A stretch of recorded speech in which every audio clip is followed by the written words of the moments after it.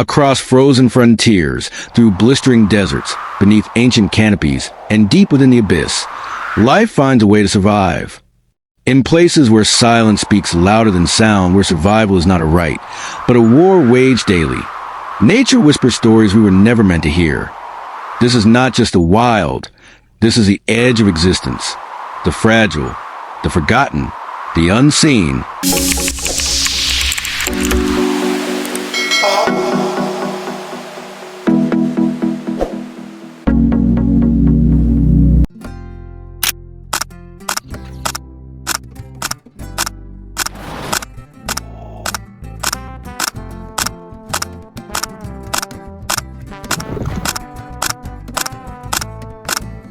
The Arctic, a land where the sun vanishes for months and then returns, flooding the land with endless light. It's not a continent, but a floating sea of ice surrounded by land, stretching across the northernmost reaches of Earth. Narrator, here, temperatures can plummet to minus 60 degrees Fahrenheit. Yet despite this unimaginable cold, life persists. Let's begin with the Arctic's most iconic resident, the polar bear, with fur that looks white but is actually translucent and black skin beneath to absorb sunlight. The polar bear is a marvel of adaptation. Weighing up to 1,500 pounds, this apex predator spends most of its life on sea ice, hunting seals through breathing holes. But life on thinning ice isn't easy. Climate change is shrinking the Arctic ice sheet, forcing polar bears to swim longer distances, some over 60 miles, just to find food. Cubs born in dens carved deep into snowbanks now face an uncertain future. Further inland, another survivor thrives, the Arctic fox. This small predator is perfectly camouflaged in the snow, with a thick coat that changes color with the seasons. In winter, it's pure white. In summer, a brownish gray.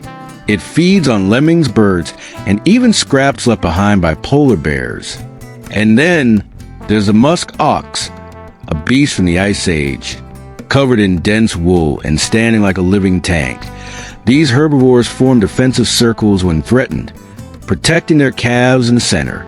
Against wolves, it becomes a battle of patience versus power.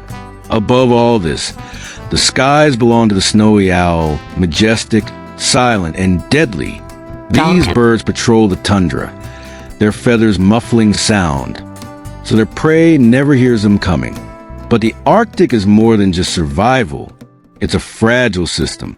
One disruption, a change in temperature, a missing link in the food chain, and everything trembles. This kingdom on the edge of the world survives against all odds. But for how long?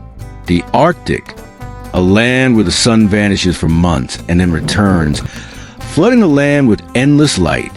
It's not a continent, but a floating sea of ice surrounded by land, stretching across the northernmost reaches of Earth. Narrator, here, temperatures can plummet to minus 60 degrees Fahrenheit. Yet despite this unimaginable cold, life persists. Let's begin with the Arctic's most iconic resident, the polar bear, with fur that looks white but is actually translucent and black skin beneath to absorb sunlight. The polar bear is a marvel of adaptation. The towering wild, life among the trees. Narrator, high above the ground, in a world made of branches, leaves, and light, a vertical kingdom rises. Forests, not just collections of trees, but living cities, each layer, from the shadowy floor to the sun-drenched canopy, holds life, stories, and secrets. Let us begin in the Amazon, the lungs of the earth. Here, every square mile hosts more species than some continents. Sloths cling upside down, moving so slowly that algae grows on their fur, turning them green like the forest itself.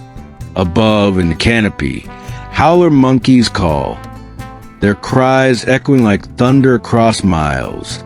But among the branches, danger is never far.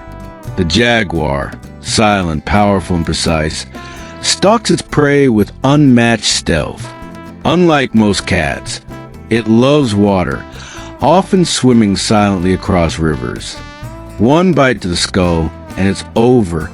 Below, on the forest floor, leafcutter ants march in endless lines, tiny farmers harvesting leaves to feed underground fungus gardens.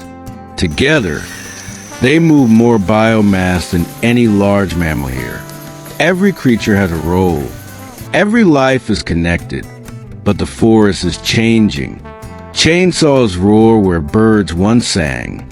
Roads split through the silence. And fires, many lit by human hands, burn ancient trees into ash. These forests, once thought infinite, are shrinking, and not just in the tropics. In the far north, the taiga, or boreal forest, stretches across Alaska, Canada, and Russia.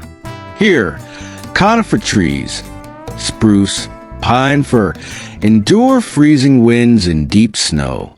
It is a realm of the lynx, with its tufted ears and snowshoe paws, of the moose, towering and slow, navigating icy rivers, of the woodpecker, hammering rhythm into the silence.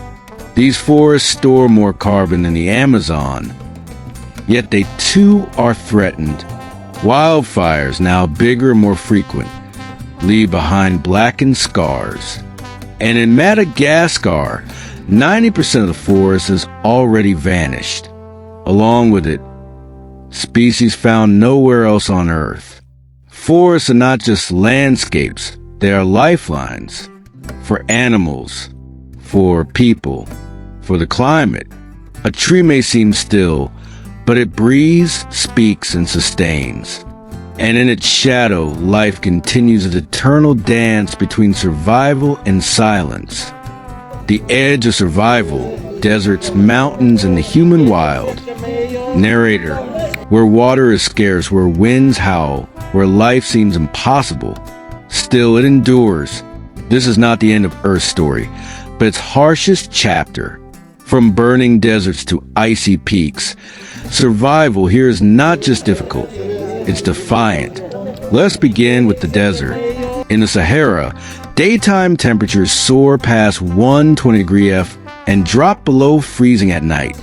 But even in this scorched emptiness, life adapts. The fennec fox, with ears almost as big as its head, listens for insects underground. It sleeps during the day and hunts under moonlight, where the sand is cooler. Its pale fur reflects sunlight. Its paws are covered with thick hair to walk on burning dunes. The camel, the ship of the desert, carries life across thousands of miles. Its humps are not filled with water, but fat, fuel for the journey.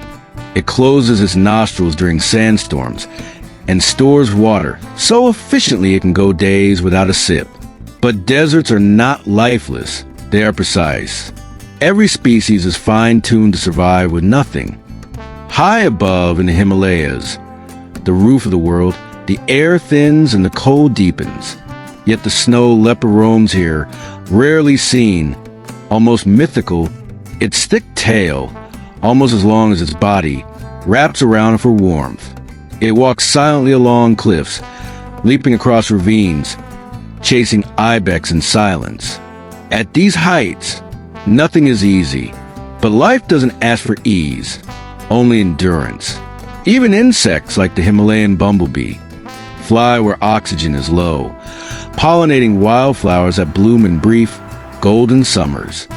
But perhaps the strangest survivor is us, humans. We've learned to build homes in every environment, from igloos in the Arctic to tents in the desert. We've tamed fire, harnessed rivers, climbed Everest, and descended into the Mariana Trench. But in doing so, we've also pushed nature to its brink. Species vanish before we discover them. Habitats fall faster than we can protect. The very systems that sustain us, forests, oceans, air, are beginning to break. Yet still, there is hope. We brought species back from extinction. We've created sanctuaries, planted forests, cleaned rivers, and most importantly, we've begun to understand. The last elephants on Earth, The silent giants fight for survival. Across Africa and Asia, giant shadows still roam. Elephants, the last great giants of our natural world. They are more than animals. They are memory keepers, mourners, and makers of the wild. But today, their story is turning into a silent tragedy. 3 species remain. The African savanna elephant, the largest land animal on Earth. The African forest elephant, shy, compact, and vanishing fast. And the Asian elephant, ancient, spiritual, and endangered. Elephants live in tight family groups, led by a wise matriarch. The herd moves with purpose, following memories of water and safety. An elephant's day is built on movement. They walk for miles, searching for food, over 300 pounds of plant a day, and clean water. Their trunk is a tool, a hand, a voice. Towering wild, they shape the land. They dig water holes, clear paths, and spread seeds. Without elephants, entire ecosystems collapse. Elephants don't just survive, they feel. They comfort their young, play, and even grieve their dead. When one dies, others stand in silence. Some return years later to gently touch the bones. They recognize themselves in mirrors, showing self-awareness, rare in the animal world. They don't forget kindness or cruelty, they remember. But these giants face extinction. Every year, thousands are killed for ivory, their tusks carved into trinkets. A brutal trade that leaves families broken. Their homes are disappearing too.